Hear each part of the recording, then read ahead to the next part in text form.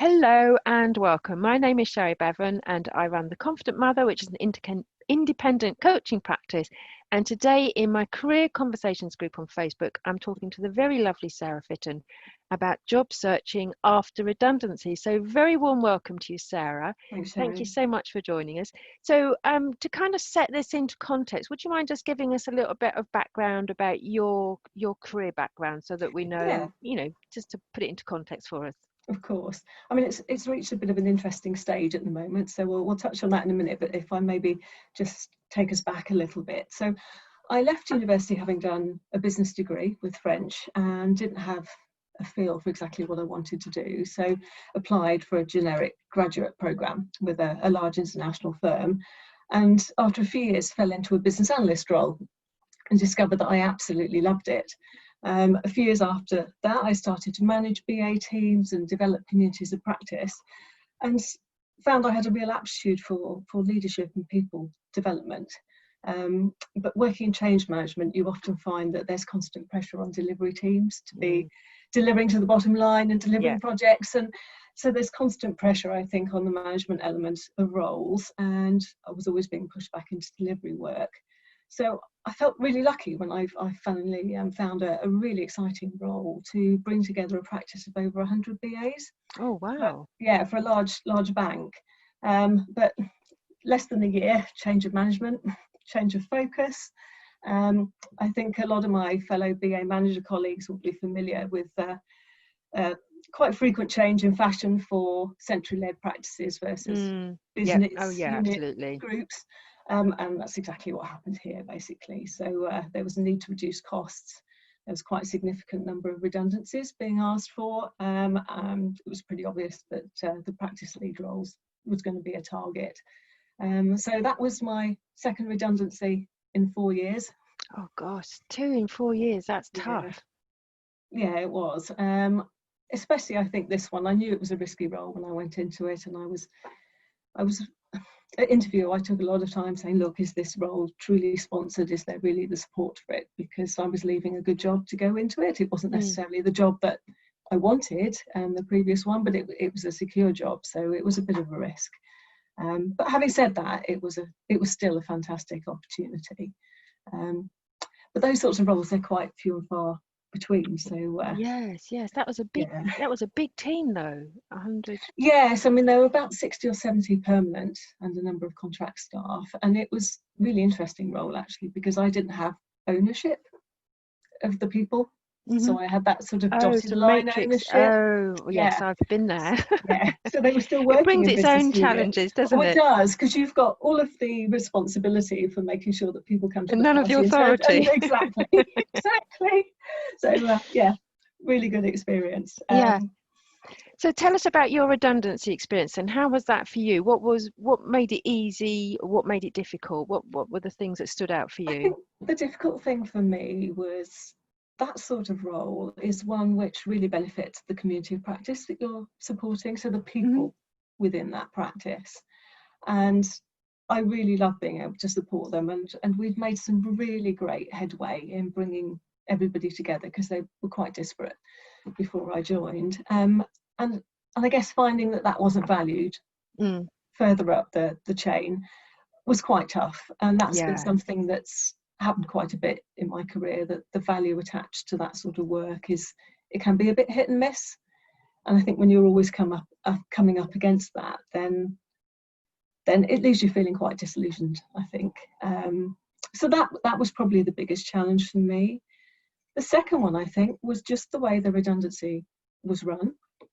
So I'd not been there for very long, so I wasn't entitled to any package, and we were asked to volunteer for redundancy if we wanted to, but we were asked to do that without knowing what the compulsory redundancy package might look like. Oh, right. That seems a bit naughty. And maybe that's legal. For it, Sherry, it's legal, sadly. Right. Gosh. There were some elements that maybe weren't so legal, but that bit sadly was. And that was a real challenge because I was in a standalone role, and I was obviously thinking about protecting myself financially. did I take the risk and see what might be on offer, or find that I wasn't due to be made redundant at all, because they hadn't said who the pools were at that point either, so you didn't know. Oh, right.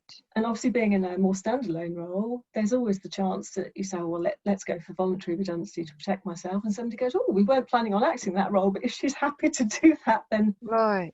great, that's another Puts all the onus on you, doesn't it? Absolutely. So I think one of the things that I learned from that was being brave and speaking up if things don't feel right, because there's a lot of us in that position. And we had a very supportive CIO who was based in the States, so he wasn't really au fait with some of what was happening back in the UK, or some of the legalities around it. And I went. And of course, employment laws are completely different in the US as well. Absolutely. So I did find myself going to him just to say, look, bit of a plea for help. There's people being put in a rather untenable position here, and it would be really great if you could help. He tried his best. And it was quite embarrassing actually, because he came over and did a load of speeches, and every time he did a speech to a new department, he was saying how he wanted people to be brave and speak up, and using me as an example. But it was just one of those things. In the end, I had to make the call, and obviously I couldn't take the risk of leaving with, it would have been 1 week's salary. Wow. Yeah, so I took voluntary. Wow. Gosh, but, that's yeah.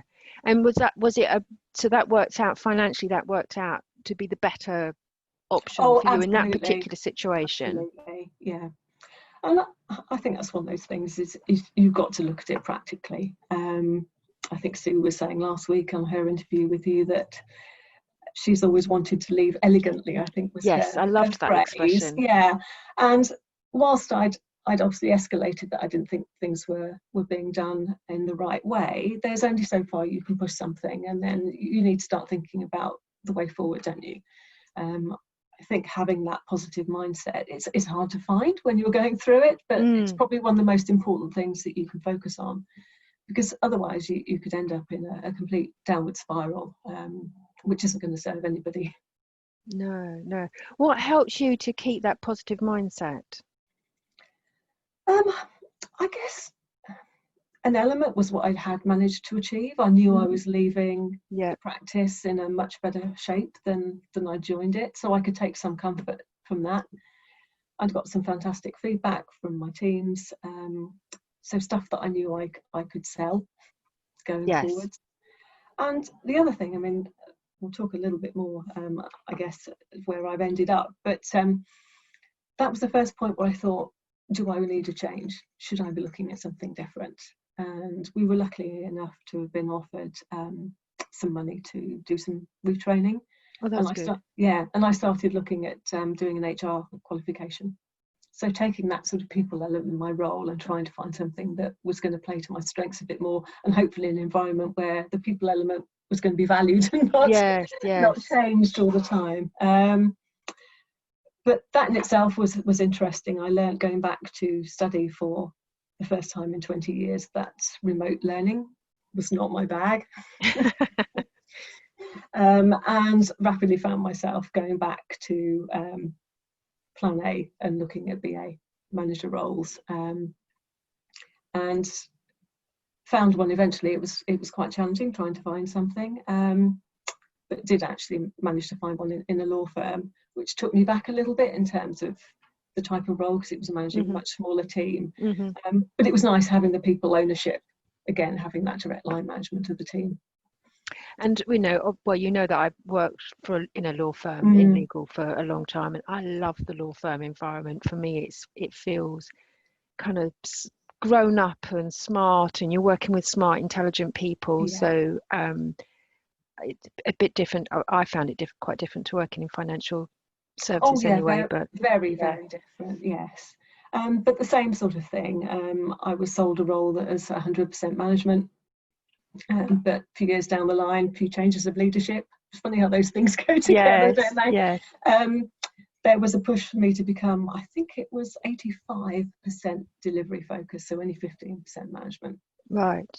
And for you, it's the management side of things that you enjoyed the most? Well, it wasn't the management per se. It was the people side. So leading the teams, looking at career development. I mean, everywhere I've worked and led a team, I've either built or enhanced working practices.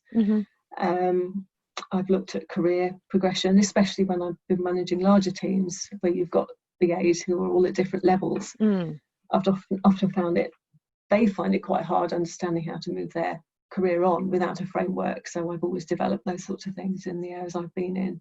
So that's the sort of stuff that I really loved. Yeah. So tell us what you're doing now then, because that's led to basically a change in career for you. It has, yeah. I took the brave, silly, whichever way you want to look at it. Brave. We'll go with brave. I veered between the two depending on what day it was. Last January I decided that I really needed to make a change. I was following such a similar pattern each time, going into these great roles and then within a few years finding that they were changing to be something that I really didn't want anymore. So I left with nothing to go to. Wow, that is fantastic. It was quite liberating, actually. Yes, because then I guess there's no pressure, perhaps in some ways. So when you left with nothing to go to, what next? What did you do next? How did you go? Did you know what you're going to go and do next, or did you go into it? Did you leave thinking, right, that's it, I want something different, but weren't quite sure what? I had an idea. Okay. Or I'll probably say I thought I had an idea. Right. A year on, that idea has probably changed. But I think the first step for me was building a new network. I obviously had a change management network. I didn't have many in my network from an HR perspective. So I lived on LinkedIn, I think, for several months. I'm sure that's probably where we met. Yeah, probably. Just reaching out to people that were doing the sorts of roles that I had an interest in, or reaching out to people who were quite high up in HR to get a feel for where they saw opportunities for people with my transferable skills and background, any advice on qualifications. And I think what I found from that is something that's really very relevant to redundancy as well, that there are so many people out there, people you've never met before, who are so willing to help.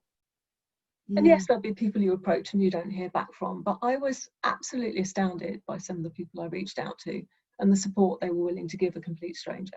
Yeah, it's one of those. I mean, I got very angry this morning because I've been talking to 2 or 3 people from the same organisation. Just coincidentally, I didn't know they were from the same organisation at first, and it's just making me really angry. There are some organisations that are treating people so badly, and then on the other hand, like you say, you've got complete strangers who are being so amazing and so fabulous and so helpful and supportive that it almost makes up for the fact that some organisations are being shitbags, basically. Yeah. That's good. I'm glad you reached out to complete strangers. And so what happened next? How did you then move on? Well, I took a course on something which I haven't actually used yet, but I think it was important for me to not only be building that network, but also starting to look at new skills. And because it was going to be a while, or at least I thought, and I was right, it was 5 months before I found something. I wanted to be doing something constructive with my time as well, something that I wasn't just seen as having taken 5 months and not done anything useful. And there's a real parallel there with people who are on furlough at the moment, isn't there? Yeah, absolutely. So I did quite a bit of volunteering. I joined some local networking groups. And it's amazing how quickly things can change. So one particular agent, I think I went to see her one lunchtime to talk about opportunities. That evening, she was running a networking evening. I got invited, went along. She was great. She introduced me to lots of people. I found an opportunity to do some work shadowing through that. I was introduced to a couple of volunteering opportunities, which led to more volunteering opportunities and another network, which proved really useful. So I know a lot of people find networking quite hard or scary, but I think once you start to throw yourself into it, and if you've got, then it's not as bad as you think. No, I do quite enjoy networking, but as long as it's networking on my terms. I don't like these big events where there is hundreds of people, because I just think, oh gosh, it's all a bit claustrophobic. But events where maybe 15, 20 people, maybe, where you get an opportunity to have proper conversations with Yeah, people. I mean, this was probably about 50 or 60, but it still felt quite intimate. As I said, the agent, the lady who ran it, was brilliant at knowing who needed what or who had an interest in what, and she was working the room all the time and introducing people to each other to have those great conversations. So it was easy. She made it really easy for people. Yeah. So what are you doing now then? What's the big reveal? What so work do you do? I think I'm now able to class myself as an HR professional. I spent That's so exciting. Yeah, it is really exciting. My first job actually was interesting because it kind of straddled my old and new worlds a little bit. I found myself working as an apprenticeship recruitment manager for Silex. Oh. So bringing in 18-year-olds for legal apprenticeships. And I think that's another learning for me, is how quickly something can change. So I think the Monday morning I was talking to the agent about what she had available. She said, oh, I've got something that might be of interest. I think they might look at you. CV went over that afternoon. Tuesday afternoon, I'm there at interview. 10 minutes after I've driven away from their car park, I get the job offer, and the following week I was there. Wow. Really fast. So that was the first role, and after that I've ended up in an employee engagement role, which is something I've always had a big interest in, but sadly that's a maternity cover. And the lady's coming back from maternity slightly earlier than planned. So in 2 weeks' time, I'm back on the market again. Oh, okay, right. Yeah. So that's, I love the fact that you've gone from doing, you'd studied business and French, and you've ended up in, and lots of people who've got good languages end up in those analytical type roles. There's something about the type of thinking that patterns that you have, I think. And then you found you enjoy, because the people bit of leadership is what I've always loved about working in technology. I'm not so interested in the technology itself, although I will, if someone else is really excited about, I always remember I worked with this guy who rang me up one day and said, oh, Sherry, we've got the new desktops coming in, it's got the new motherboard and new blah, blah, blah. It's, come and have a look. And I thought, really? But I went and had a look because I know that that's what got him excited. Yeah. And that's what I always loved, was the people side of things, which this is why I've ended up doing coaching. Came into my own, really, because I think there's so many places, and I don't think this has changed over the years, where technology solutions get, for want of a better phrase, and everybody uses this, get chucked over the fence at the end users, and they're just kind of left to get on with it. So I think my strength when I was in that environment was always thinking about how to maximize the effectiveness of that when it went live, and how to reduce the impact on teams. I mean, I started working in contact centers, so you can't just deliver something that doesn't work for the users, because it impacts on your customer SLAs. It can be quite challenging for the business if you get it wrong. So that's where I think the people side first came in, before I even started managing people. But now I'm also studying for my level 7 CIPD diploma, so complete change. Oh wow, it's fantastic. So we've kind of gone a little bit away from the redundancy bit, but I just love the fact that you obviously you use that time constructively, which I think there was definitely a parallel there with people on furlough to retrain and do something else, and then you've really made use of that time to take on volunteering opportunities and to really build your network, which is what I encourage all my clients to do. So any other tips for people who are perhaps facing redundancy or already been made redundant on how to get back into the workplace after redundancy? So I definitely think LinkedIn is your friend. Yes. Make good use of it, and don't just use it as a kind of cry for help platform. Engage and respond to other people's posts. If you can, start showcasing your own skills by posting more, which I think helps. I mean, a real turning point for me was, I was initially contacting people in the industry that I wanted to work in. And then all of a sudden I reached a point where those sorts of people were starting to connect with me. And that's when you've made that shift, I think. So Definitely be active on LinkedIn. Ask for help if you can. Don't be afraid to contact people. I mean, what's the worst that can happen? They might say no, Yeah, but you might find a exactly. fabulous contact who could be Yeah. the turning point for you. I think be bold as well. I mean, obviously, as a career changer, I was sometimes looking at roles and thinking, well, they're not going to look at me.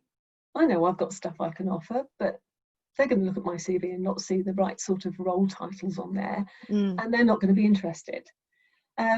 So key for me there, I think, was being very clear on my value offer, very clear on my transferable skills, and knocking out stonking cover letters. Yeah. I mean, unless it specifically says don't send one, send one. Send It's one your anyway. chance. Yeah, it's your chance to really showcase yourself. I mean, there was one where, for some reason, my CV didn't reach the other end, and the chap that I was sending the application through only got my cover letter, but I was offered an interview on the back of the cover letter alone. Oh, wow. Wow. Which, So what, so that really fascinates me. So what are your top tips for a good cover letter then? What did you do that got you that interview without a CV attached? so I looked at the type of language that was being used across the company. It was quite a young, small, innovative company. So having a very formalised, quite staid sort of cover letter probably wasn't the way to go. So I tried to adapt my language, because I'm probably naturally in the very professional camp, so I had to work on that, but try to adapt my language. And the other thing I think is look at exactly what they're asking for in terms of skills and experience, and in the order that they're asking for them, just show how you've got it. Yeah, and I think that's so important, is to do it in the order that they're asking for. I know when I a while ago, when I was looking for jobs quite a while ago, I didn't want to do it in the order that they were asking for, because I thought that looked like I wasn't really giving it enough attention. But actually, you're making it easier for the recruiter, and they just go tick, tick, tick, tick. Yeah, I mean, as a hiring manager, I'm sure you've been a hiring manager with the roles that you've had, that sometimes you get stuff in and it's so hard work trying to work out whether somebody has got what you need. So make it easy for somebody. If they want this, that and the other, then show exactly what you can give them, and then there shouldn't be any reason for them to not give you a chance. Yes, yeah, exactly. It's all about just, it's about the cover letter and the CV is about getting the interview, and then at the interview, that's when you can bring your personality out in even more so. Yeah, brilliant. And I think that's a good point on the CV, because I've done stuff that I'm really proud of, and I find it really hard taking it out of my CV, because I want to shout about it because I'm proud of it. Yeah. But if it's got no relevance to what you're going for, then you're not losing it. It might be relevant for another role and you put it back in. Yeah. But don't get too precious about stuff. Again, make it easy for the people that you're applying to see where there's a really good match, and don't make it harder by putting lots of superfluous information in there that isn't relevant to them, just because you're quite precious about it. Yeah, keeping it really relevant, really focused, is so important, because I think there's some statistics that say that recruiters, they take 18 seconds to decide whether or not you're in the yes or no pile, or the maybe pile. And generally speaking, if you get onto the maybe pile, you'll probably never get to the yes pile unless the yeses turn out to be real. Yeah, humdingers. Yeah, I was thinking of a polite word and I couldn't come up with one.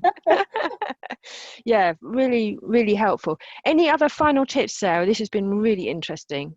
I think occupy your time meaningfully and be organised. Yeah. So I treated job hunting as a job. Yes. 9 to 5, 10 to 4, whatever your pattern is that works for you. But if you have a day where it all feels too much, maybe you've had some rejections, you've had a disappointment, or you're just feeling a bit tired, be kind to yourself. Don't feel that you have to push yourself every single day. Yeah, I think that's so important. That self-care.